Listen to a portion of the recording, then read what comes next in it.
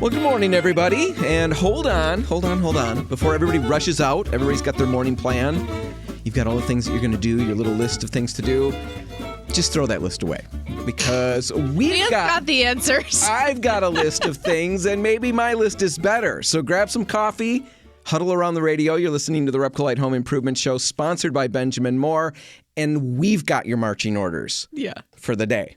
Maybe not. You know, we don't roll exactly that way. I'm not going to demand that you do what I say. But Dan would love to demand. Man, I sure could have been a good little dictator. Yeah. I really could have leaned into that lifestyle. Got the height and everything. Yeah. Anyway, I'm Dan Hansen. I'm here with Haley Johnson. And yeah, Haley, we've got all kinds of stuff we're going to talk about on the show. We're going to talk about, I don't want to say the name of the color, but it's probably the best white. I'm curious if people could guess it even. Yeah. Because it's an iconic color at this point. We're going to talk about that. A lot of people want to use white. It gets used on trim. It gets used on cabinets, walls, entire rooms ceilings, sometimes. Everything. And everybody thinks white's white. You know, just go get a white and you're fine. And Still people not the case. Run into issues, run into problems with that. And there is one white that could be the white of all whites. Yep, and we're going to talk about that. We're also going to be talking about renovating, or not renovating, wrong word, revamping. You know, a very light renovation, basically moving stuff around. Yes. Love that kind of renovating. Yes, that's great. For your entry, we're heading into fall and then winter and all the mess that brings. So let's get our entries ready for that. Right, Now's exactly. the perfect time. We'll also be getting back to our fall lists of things to do. That's back to what I was talking about earlier, the list of commands. A week to catch up last week, so hopefully you're back on track now and ready to move forward with us. Yes, I am not doing well with my lists. Dan! I know. I thought of that last night. Woke up in the middle of the night and I thought, oh my goodness, I am panic? an upper hypocrite. I'm an upper nothing. I'm an utter hypocrite, and I need to get moving on my list. So that's going to be my stuff for the week. We've got a few more things. It's pretty lightweight stuff, but it's important. But right now, let's talk about a very colorful topic from the past. And I'm curious. I'm 50 years old, and I only ever remember enjoying white toilet paper. Yes. However, toilet paper was apparently available in all sorts of soft pastel colors. That was a thing. Colors and patterns even. Oh my goodness. I mean, they had like flowers. You could get all kinds of stuff. And we're not talking tissues here. We're not talking paper towels. Toilet paper. Literal toilet paper. I mean, blues and pinks and stuff like that. If you remember, out there, listener, colorful toilet paper, I want to know about it.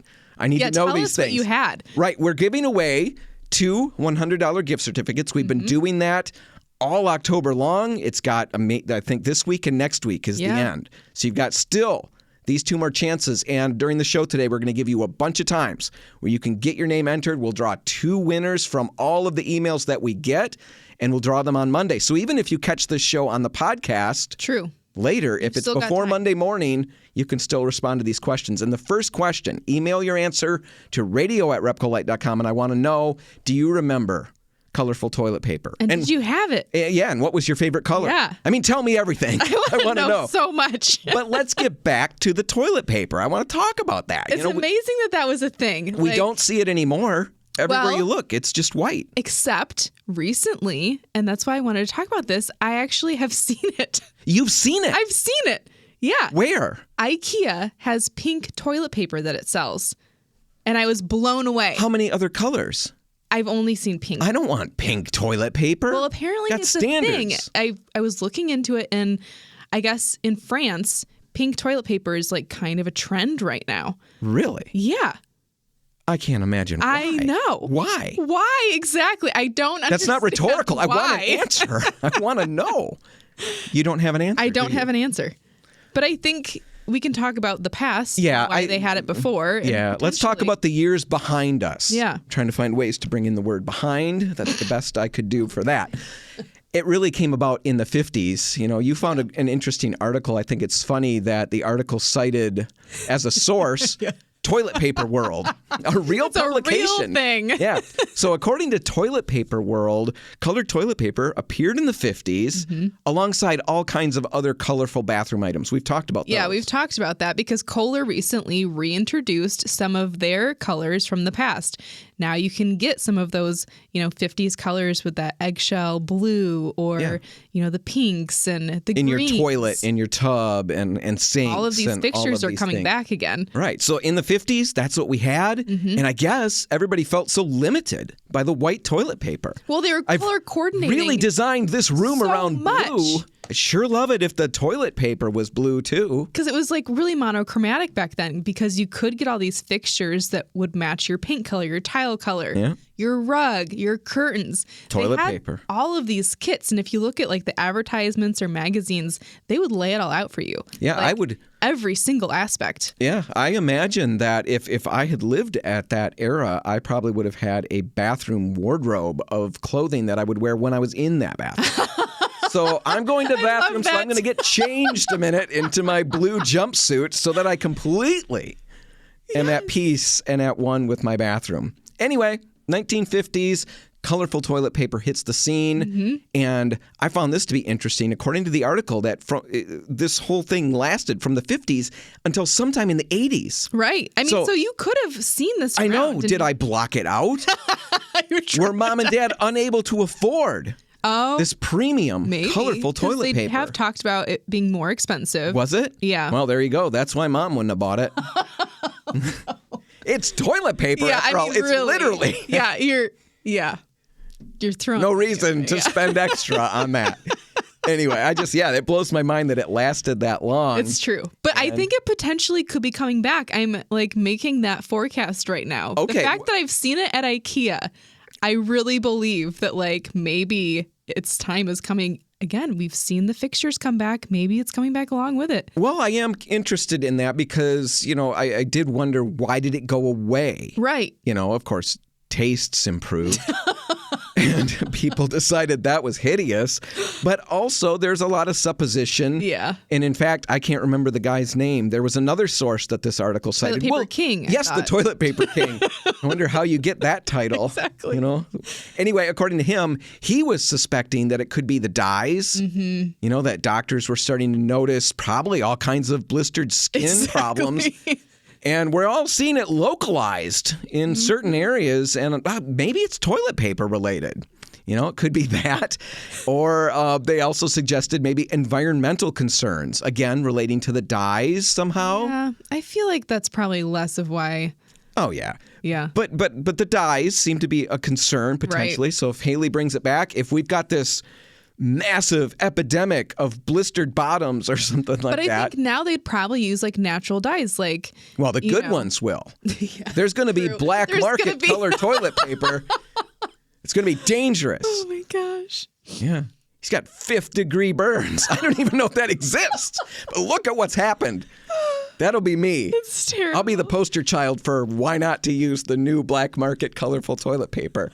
They'll have to blur my face out, though, so nobody knows it's me. Anyway, that's the whole colorful toilet paper thing. That's enough. We've got important things we need to get to. But again, we do want to know your thoughts on that. Get your answers to radio@repcolite.com. We'll enter you into our drawing to win one of 2 $100 gift certificates. We'll draw the winners on Monday. We want to know, do you remember colorful toilet paper? Would you use it again? Tell us anything. All right, we're going to take a break. When we come back, we'll be hitting that fall prep list and giving you more jobs to do. That's all just ahead. Stick around.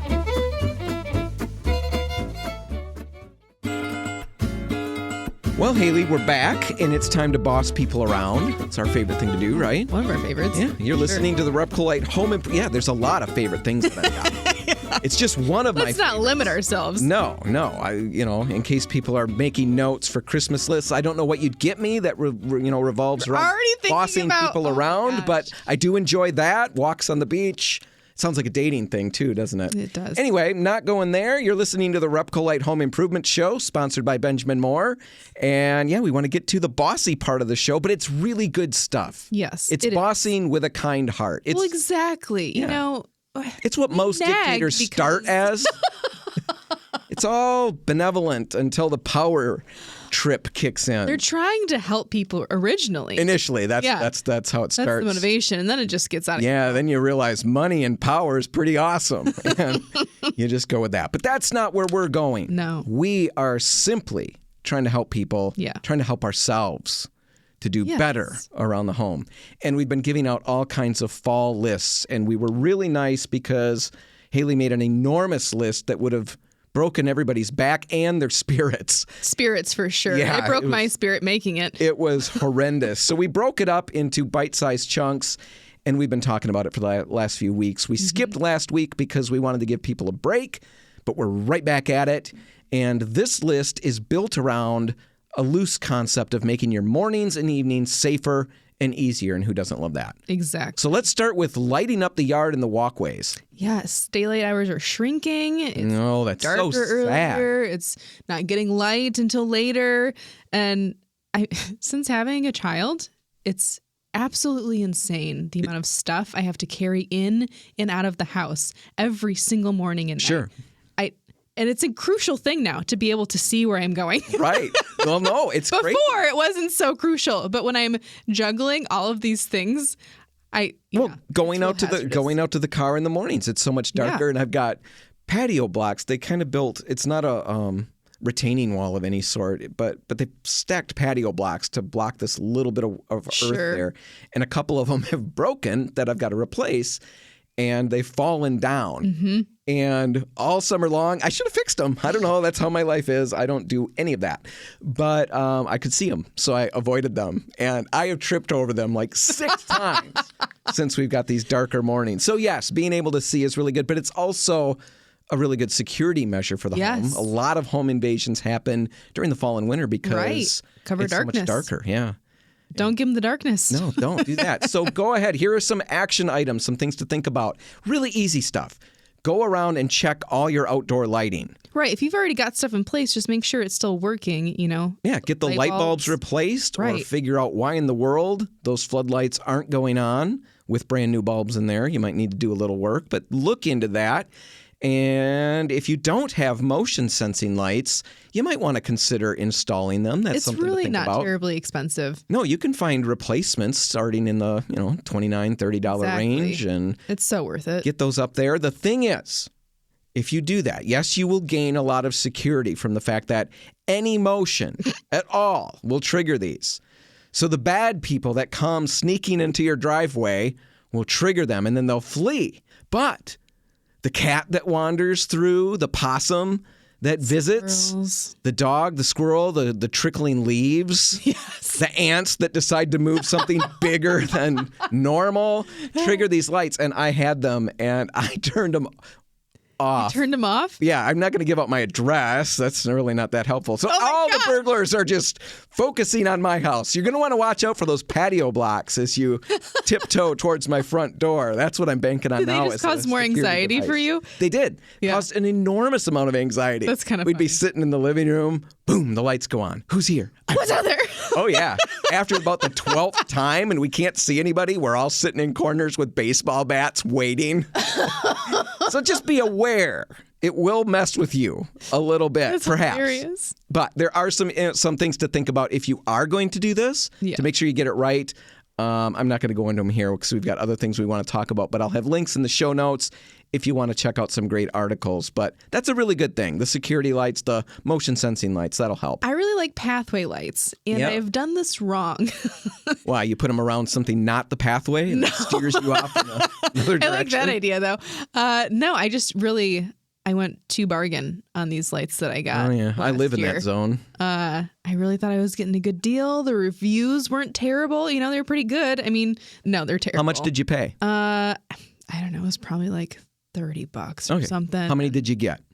1, 2, 10. Okay, 10 for 30. Yeah. All right. I'd have done the math there. I knew they were cheap, but man, was it just a waste of time and money. I mean, these things broke in a matter of weeks. Yeah, so you can check out reviews.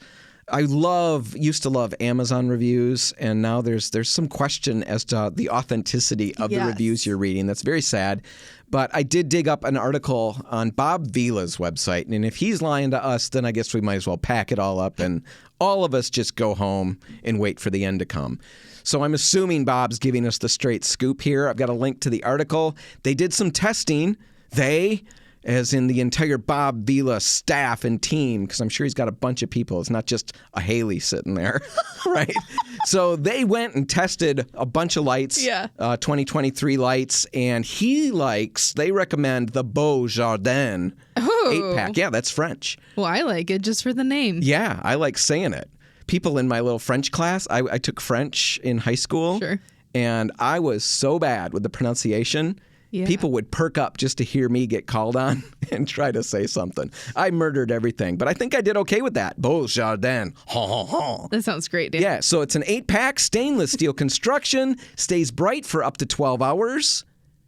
An 8-pack for $60. That's probably more like it. Yeah, I've got a link in the show notes. The thing I didn't like about that one is it's got like a diamond grid on the glass globe. Okay. And so it casts a very decorative pattern on the ground. Pattern?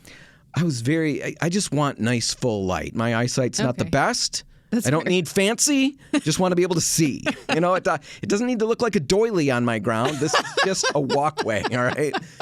But there are other ones that they liked as well. But that's a really good recommendation. Yeah. Really easy. You just stick them in the ground. They're solar powered. And you can see where you're going. I mean, who doesn't love seeing where you're going? And if you have a lot of burglars, you could steer them off in another direction. Oh, my God. They'll assume that's the path to your door, but you could leave them to some sort of trap? Safe. Like some kind of Bugs Bunny? Safe trap. A live trap for burglars. Let's move on from that. Yeah. How about smart garage door openers? Well, your parents did this, last year? They did. And they're still using it, and they still like it. They picked up a Chamberlain MyQ smart garage control system. And what this will do is it'll allow you, among other things, to open, close, and monitor the door with your phone. Here's the deal, $20. I mean, that's just so easy. Dad installed it in 10 minutes. So many different benefits. He can let people in when he needs to. He can ensure that the garage door is closed when they leave. Right. I had to have my sprinklers winterized, and it's the same deal. I got to leave the door open, go away, and hope for the best. Yeah. Fortunately, I've got just junk, so nobody wants my stuff. They'd have to just bring it to the mission or the dump, so they leave it there. But a lot of us have good stuff, and this would allow you to close it after they've left the premises. You can give your neighbors access when you want, not by giving them the passcode. Too, right? Oh, yeah, packages, all kinds of things. You can make a schedule so that the lights in the garage go on or off at certain times and make people think you're home and all of those things. That is very handy. I really like the fact that certain vehicles will work with it, and when this doesn't work for all vehicles, but some of them, this little sensor in your garage will sense your car approaching on the driveway, and it will open the door. You don't have to hit anything. It just lets you in. It's free. Here's one other one, especially as we head into winter. It can be set up again in certain cars to alert you if you've started the remote start function on the car while it's in the garage with the door down. So that's a not safe thing to do, and it will let you know. I like it. One other thing real quick, a couple things. Critter defense. Let's seal our home against rodents. Now is the time. Yeah, You're looking for those entry points. Use some copper mesh, stuff the holes. That's the way to go. Set up some traps. Be safe in that regard. And make check sure you're them periodically. Check the traps. You don't want to find them in the spring. Nope, that's pretty gross. Cover up your AC. Get plywood over top, and don't use tarps. Nope, that just invites more critters. Exactly. All right, we're going to ask our question so you can get entered into our contest. Do you have any smart technology that you absolutely love to use? Let us know. Email that to radio@RepcoLite.com, and we'll enter you into the drawing. And maybe even feature it. Yeah, who knows? All right, Eastside listeners, you're going to get a RepcoLite Rewind right now. Westside listeners, you're going to get news and weather. And then when we're all back together, we're going to be talking about revamping your entry for fall and winter. Yes. That's all just ahead. Stick around. All right, Haley, favorite thing about fall and or winter? Go. You got seconds. Thing? Yeah, it's seconds. Pretty. It's pretty. Yeah. Least favorite thing? Cold, I guess. Yeah, the cold. I don't mind the cold yet. I will. And then everybody will know about it. I'll make sure you're aware of how sick of the cold I am. I hate the mess. It's the same thing I hate about spring when the rain comes. That's a good one. And the little children come in. If I had more time to think about it, I'd probably be right there with you. Oh, yeah. Wait till little Wallace gets a little older and he can track his little muddy footprints everywhere. You're going to hate spring and hate the whole fall winter thing for that reason. You're listening to the RepcoLite Home Improvement Show, sponsored by Benjamin Moore, and we want to talk about getting your entryway ready for all of that yuck that's coming, muddy, snowy boots and shoes, coats and hats. And the gloves. Oh, everywhere. It's a chaotic mess at my house, but maybe it doesn't need to be. I'm the eternal optimist. Am I not, Haley? You work with me on a regular basis. I think optimistic would be one of the words you'd use to describe me, right? My personality, my chipper outlook. Sure. Yeah. Optimistic, always looking on the bright side of things. Maybe my entry doesn't need to be just a pit of despair. No, I think there are solutions. Like if we plan ahead, we can find places for all of these hats and gloves. Yeah, sure. You live in a pipe dream, Haley. It's all lollipops and puppy dogs to you. I know what reality is. I think... But I can still try. Yeah. I might as well try. We'll try. Every year I try. That's the definition, isn't it? Or one of the little things about insanity. So maybe you're not an optimist, you're just insane. I'm insane. Yeah. All right. So here are some things that you can do. I think this is really good stuff, and it will help somebody out there. Absolutely. For sure, bits and pieces of this will help you. Right? Yeah. Yeah, absolutely. Start with a seasonal shuffle. I made witty little headings for each of these little topics. Yes, then I got bored and then it was very, very just straightforward. First one, I was very into it. Start with a seasonal shuffle. Sounds like a little dance or something. But what I mean is you're going to go through, while dancing, all of your coats and jackets. Move those lightweight things out of the prime real estate. Right, exactly. It doesn't have to be a cluttered mess if you get rid of the stuff you don't really need right now. No, it still will be a cluttered mess at my home. This is a step forward, Dan. It will be less of a cluttered mess. Yeah, we've got all these things. I've got one big convenient closet for all of the coats and stuff. And right now that thing is chock full of sweatshirts and little lightweight jackets and things that I'm not sure exactly why they're there. Put them in totes, get them in the basement. Get them in the basement to the place that I don't want to be getting stuff out of on a regular basis because I won't be needing these things on a regular basis. So open up that space. The next thing, pare down. That's not really so witty, but I spelled pear right. A lot of people would mistake because there's 3 different ways to spell pear. Maybe pear, like gloves are in pairs. Right. And I knew to make it a different spelling, P-A-R-E, and I was very proud of that. So on the radio, that doesn't play either. There could be a pun there. I don't know. Maybe.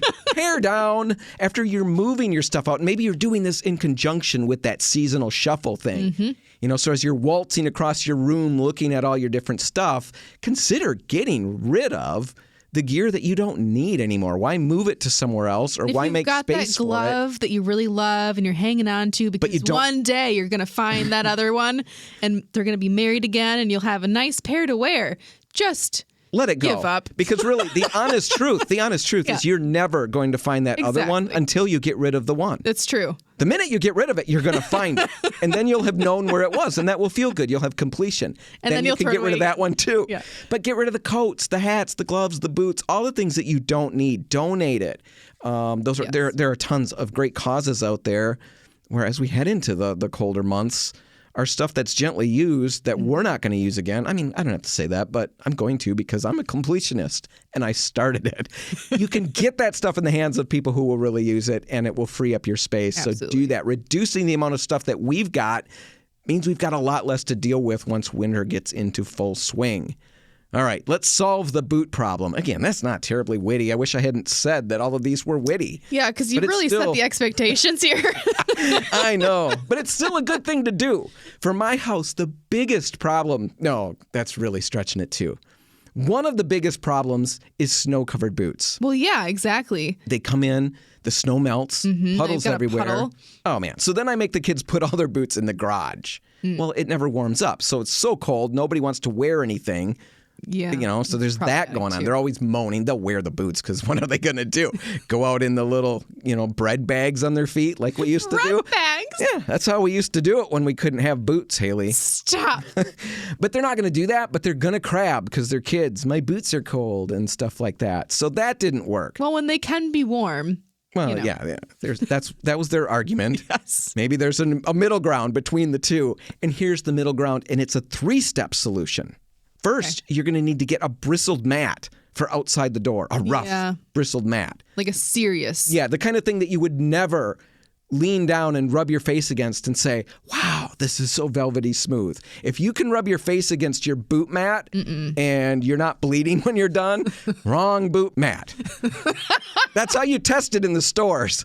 And then Just rub your face. When you find the one that removes that top layer of skin, you can go to the hospital. No, well, yeah, but then grab the one underneath it because you know that's the right one. But you don't want one that's been used by somebody. So get the right boot map or get one of those bristled boot cleaning stations. That's true. They make those too. Yeah, put that in the garage. You can kick the muck and the snow and the ice off before you even step into the house. Yeah, that's really a good good. idea. Second, get a good rug that's going to take some abuse. And one of those trays. They make those boot trays. Well, that's the third step. You got to say, and the third step is? Yes, the third step is get one of those trays that they make specifically for this problem. It'll collect all of, the snow that's melting off of them, and you're not going to have puddles all over the rug or the carpet. What about putting stones in the bottom of that? I ran into, because mine get really dirty and yucky. And so, yeah, people buy little stones, a little bag of stones. Some people, you got to let me finish, Okay. Haley. This is a good idea. I'm going to try Is it? Yeah, because then they looks nice for a while. Sure. And then you put your boots on, and then all the water will go underneath the stones, and you can't see that there's all that yuck there. All it makes me think of is it's like the cat litter problem. I don't have a cat. I know, but cat litter, it's in the box. It should stay in the box. It doesn't stay in the box. I wondered about that. I was thinking large stones. I know, but I still feel like the same problem is going to happen. All right. Well, test it. I'm going to test it. I'm going to find a family member who's willing to test it at their home, just in case all the negative things happen. And like the cat thing, too. I would certainly not want a cat making potty where I keep my boots. Oh, that I would didn't not be think good. of that. So I'll find somebody with a cat, find out, and I will report back if that's a good solution or not. But get the mat, the boot tray, yes, and all of those things, and the good rug, and that will help a lot. Yeah. How about gloves and hats? Another big thing that I hate is the gloves that are soggy, because I've got one little bin that they can put them in. Yep. And it's not even the kid's fault. They put them in there, but nothing really dries. And so you pull it out, and it's cold and wet. Wet gloves that you're putting on to go outside. when The it's cold. thing that is the kid's problem is that they will they always beat me to this little bin, and they will go through until they find the warm, dry ones. Yeah. So what I'm left with to go actually do the work outside is something that's miserable to work with. Well, we need to solve this then. Yeah, there's a lot of different things you can do. What would you do, Haley?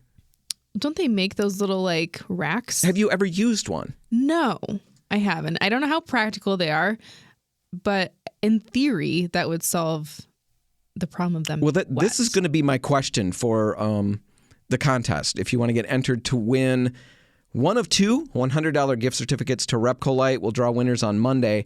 Email radio@repcolite.com and let me know how you solve your gloves and hat problem, the wet gloves and hats. How do you dry them out? What we did in the house I'm in now, but it wasn't ideal because I put this in the basement. It wasn't the best place for it. I got to find a better place for it. But we just had a great big hunk of wood with a bunch of clothespins. Oh, yeah. Pinned into it or glued onto it or screwed onto it. I don't know what I did. Most likely I taped them on. That's the way I roll. It'd be nice to have like an aesthetic solution to this, though. Yes, like something that looks organized still, but dries the Mine gloves. was in a closet, so it didn't matter. Okay, it was closed away, and it worked like a charm. Yeah. They could snap them on. They didn't mind snapping them on. And why have you abandoned this? Well, it's because it's downstairs. I got to move it to the upper closet. Okay, gotcha. And, I'm going to have to clean out. I'm going to have to do that seasonal shuffle thing to make room for my wall hanging for my gloves and mittens. Or all of that. But there are other things. I know there's the wire racks that you talk about. I've seen electric blowing or drying stations. I mean, that's for people who, I don't know, they've got 1.5 children or whatever. We would need 12 of these things, and we'd need an entirely new electrical system in the home to run it all. I'm curious how people do that. One last thing in this space. For whatever you got to do, I shouldn't move on. But you find a way to deal with your gloves and hats problem. And even more importantly, if you find a way or have a great way to deal with that, email us, radio@repcolite.com, and we'll share it with other people. And you might win money. You're going to feel good and maybe win money. No downside here. Yeah. Last thing, make it convenient. Make that space convenient to work in. Absolutely. Consider creating a spot to sit down so you're not hopping up and down on one foot, trying to get the other boot on. Mm-hmm. Then you fall over and you hit your head on the little case holding all the shoes. Oh my gosh. Then you wake up 4 hours later and you don't remember who you are. Nobody wants that. That's a bad day. That's a bad entryway. That's a bad entryway. Yeah. Avoid that entryway. Get a chair or something like that. Put foam covers on the corners of your little boot racks and stuff. Yeah, if you're not going to get a chair, make it safe at least. Make it safe, and you'll enjoy the winter a little bit more and not be cleaning all the time. Oh, one extra tip. Buy enough extra cleaning stuff knowing for all the salt that you're going to have all that yuck on the floor coming up. Get that ready because it's all coming. There's no dodging it. All right, we're going to take a break. When we come back, we're going to be talking about the only white paint you may ever need. That's all just ahead. Stick around.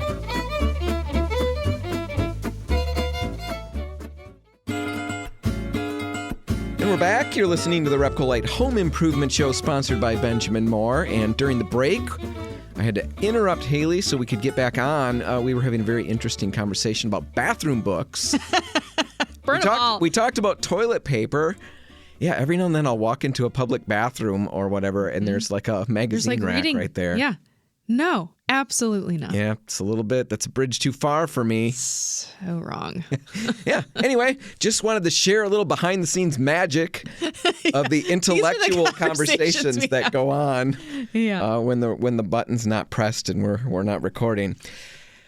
Haley, let's talk about the only white paint that anybody may ever need. It's your favorite white, one of them, right? Yeah, absolutely. I don't really think you need another one. Let's talk about it. Benjamin Moore's Color of the Year came out last week. We talked about it. Mm-hmm. Blue Nova.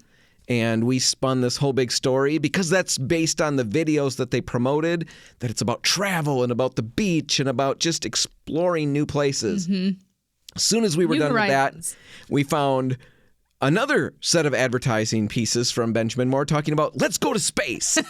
Blue Nova. Yeah, Blue Nova. So apparently they're not just talking about terrestrial travel. This is space travel included. So Elon Musk is included. Mm-hmm. He's the space guy, right? Yes. You got that right. All right. Look at me doing stuff.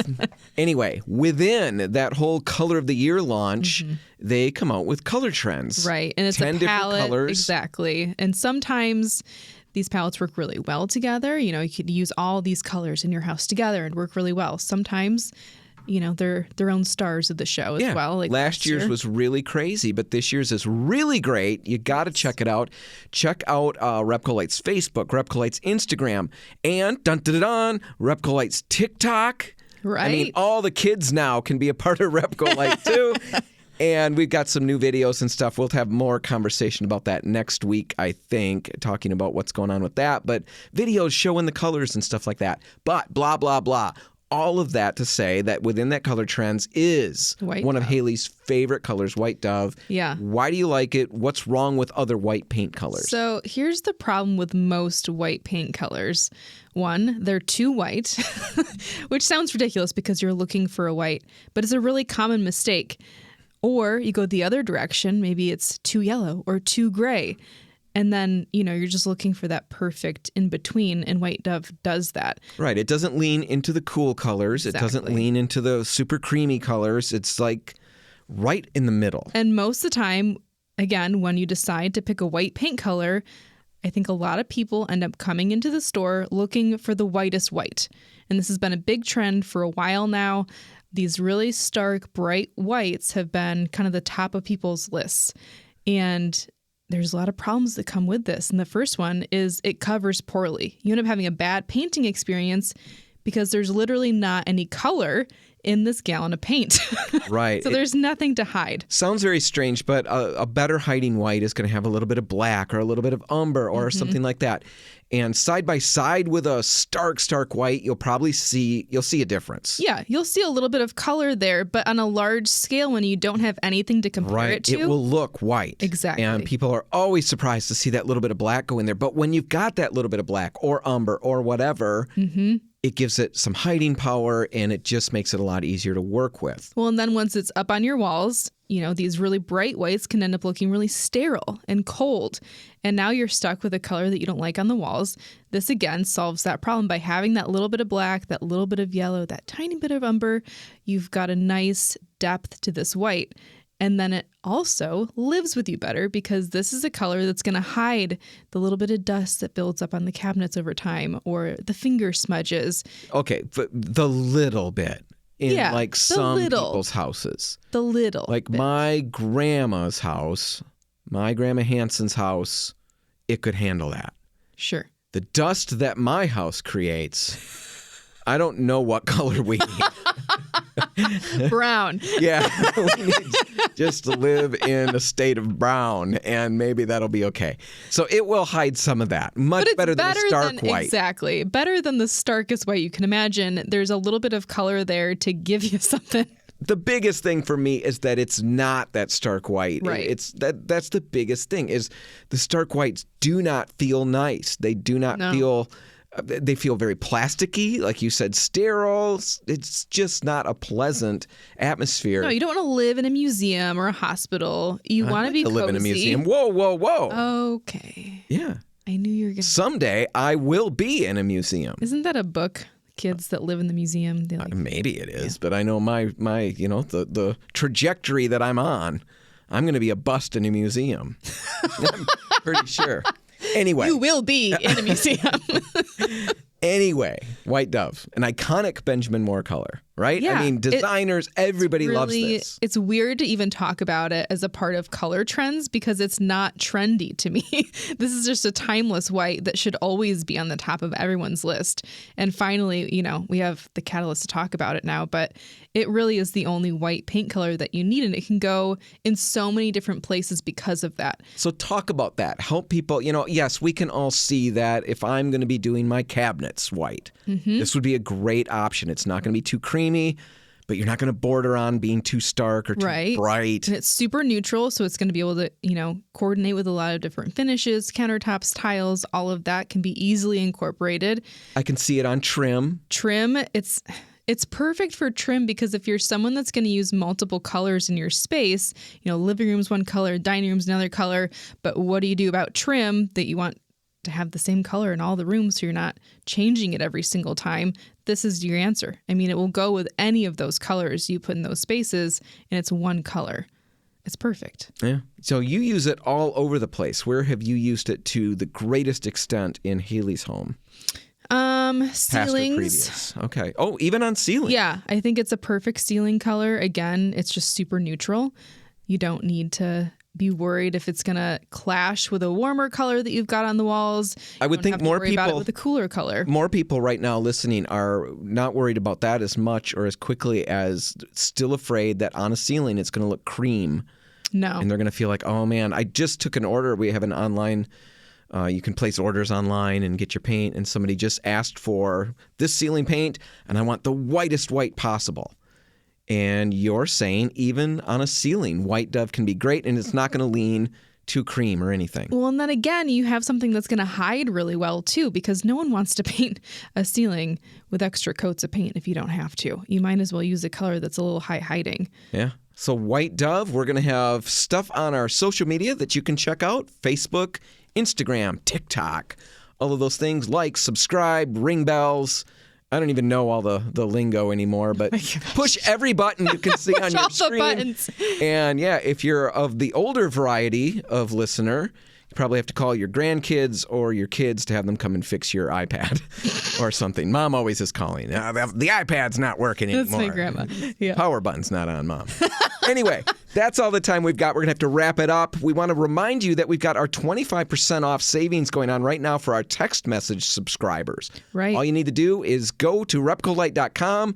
There's instructions there. You can subscribe to our program. You'll get one text a month, and you'll save 25%. Look at that. That's going to be great. You're going to love it. So check that out. All of the RepcoLite stores are open Monday through Saturday, and then Sunday, we enjoy a little family time. Day of rest. We want to help you with whatever you've got going with your projects. Stop out and see us. I'm Dan Hansen. I'm Haley Johnson. Thanks for listening.